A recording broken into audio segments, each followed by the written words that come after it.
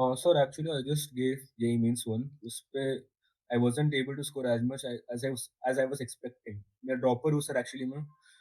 पिछले 2 साल में if I am being honest with मैं रिलीजियसली जितना मेरे से हो सकता था, मैं जितना कर सकता था सर। नींद छोड़ दिया, सब कुछ छोड़ दिया, ना इंस्टाग्राम, ना सोशल मीडिया। नींद में भी 6 घंटा कभी सो रहा हूँ, कभी 5 घंटा सो रहा हूँ, ना यूट्यूब यूज़ करता हूँ, ना शॉर्ट्स देखता हूँ, ना कुछ, नो सोर्स ऑफ एंटरटेनमेंट। दोस्ती यारी छोड़ दी, दोस्त की डेथ हो गई, उसपे मैं नहीं गया, उसपे मैं उतना अटेंटिव नहीं रह पाया।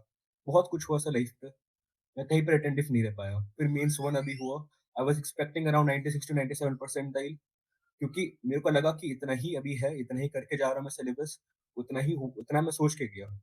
I s I know for a fact that I calculated my marks, I scored around 120 to 130 marks, I know that for a fact.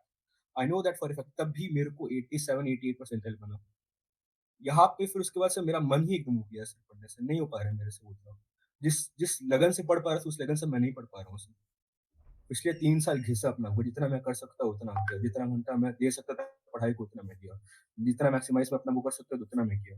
क्या हाँ, करें? पहले तो ना मुझे इस बात का जवाब दो कि जो मान लो कि लेट्स से कि 87 परसेंटाइल आई है या फिर हुँ। जो भी अपना एग्ज़ाम में परफ़ॉर्म करके आए, तो वाज़ इट लाइक दैट कि ना you did under perform and if it was under perform, what was the reason behind it? ऐसा कुछ सोचा अभी तक?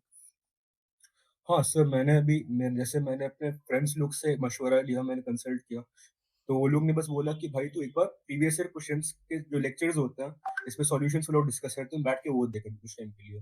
मैं देखा, मेरे को इनमें से ये समझ आया कि चलो ये वाला पार्ट वीक है, ये वाला पार्ट वीक है, ये वाला पार्ट वीक है, लेकिन फिर लेकिन फिर सर हमको बस वीक पॉइंट्स को भी हम एनालाइज़ कर लिया सर। लेकिन फिर हमको बस ये नहीं समझ आ रहा कि वीक पॉइंट्स उतने भी तो नहीं थे ना। नहीं, मैं ऐसे नहीं कर रहा, मैं ऐसे कर रहा हूँ जैसे मान लो कि आप जेईई मेन का एग्ज़ाम दे के आए, है ना? अब आप है ना काफ़ी डिसहार्टेंड हो कि यार मेरे साथ तो बहुत ही बुरा हुआ। I just want to know कि ऐसा क्यों लगता है कि आपके साथ बहुत बुरा हुआ?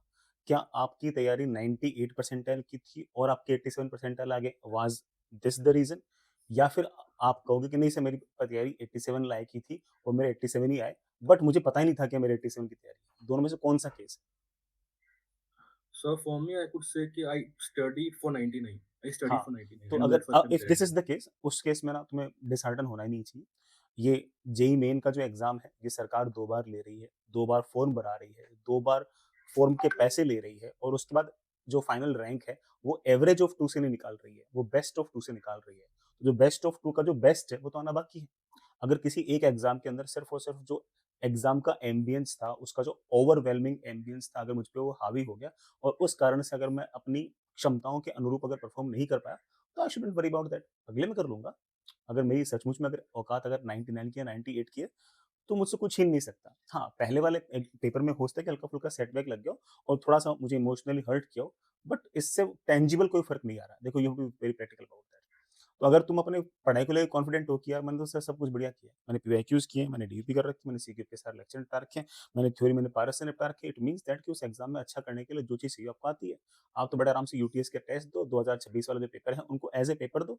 बड़े आराम से पेपर के अंदर के जो चीज़ तुम फेस करोगे वो सारी सारी चीज़ें आपकी पहले से फेस हुई होंगी और आप इस बार एग्ज़ाम में अच्छा कर लोगे। ये तो हुई पहली बात। दूसरी बात ये कि ना, ये वाली चीज़ तो सोचनी नहीं चाहिए कि यार ना मैंने तो सब कुछ दे दिया, उसके बाद मेरी परफ़ॉर्मेंस ये है, अब क्या होगा, अब क्या होगा? ये तुम्हारे डोमेन की चीज़ ही नहीं है। तुम्हारे डोमेन में सिर्फ़ और सिर्फ़ ये है कि मैं तो अपना सिर्फ़ और सिर्फ़ कर्म कर रहा हूँ, दैट्स इट। उसका जो भी फल आएगा ना, वो तो बहुत लेट आएगा। वो जब आना होगा आ जाएगा। तुम्हें रिज़ल्ट की चिंता नहीं करनी चाहिए और सवालों की, कॉन्सेप्ट्स की, थ्योरम्स की, इनकी चिंता ज़्यादा करनी चाहिए। तुमने अपने इतना पिद्दी सा अपना दिमाग है, उसमें तो तुम ये कॉन्सेप्ट, थ्योरम, सवाल, पीवाईक्यू, मॉक टेस्ट, यूटीएस ये रख लो या फिर उस पिद्दी से दिमाग के अंदर ये सारी चिंताएँ रख लो कि मेरी क्या रैंक आएगी, मेरे 3 साल खराब हो गए, मैंने इतने बड़े बलिदान किए, उसके बाद ऐसा हुआ। तो ये तुम्हारी चॉइस है। अगले 50 डेज़ किस तरह से यूज़ करने it's totally your choice. But जितना मुझे तुमने मुझे बताया है, मुझे ऐसा लगता है कि तुम्हारे पास जो केस था, वो ऐसा था कि वो दिन तुम्हारा ठीक नहीं था। तो सारे दिन तो बुरे नहीं होंगे। कोई ना कोई दिन तो ऐसा होगा जिस दिन तुम्हारी अपनी परफॉर्मेंस तुम्हारी औकात के हिसाब से होगी। तो वेट फॉर दैट डे। इस बार अच्छा चला जाएगा। तो ऐसे कोई पैनिक वाली बात लगी नहीं मुझे ना। तो थोड़ा-सा पैनिक ना करें, रिलैक्स रहें और अपनी तैयारी पर फोकस ज़्यादा करें और दिमाग को सिर्फ़ और सिर्फ़ उसी तरफ दौड़ाएँ और कुछ नहीं।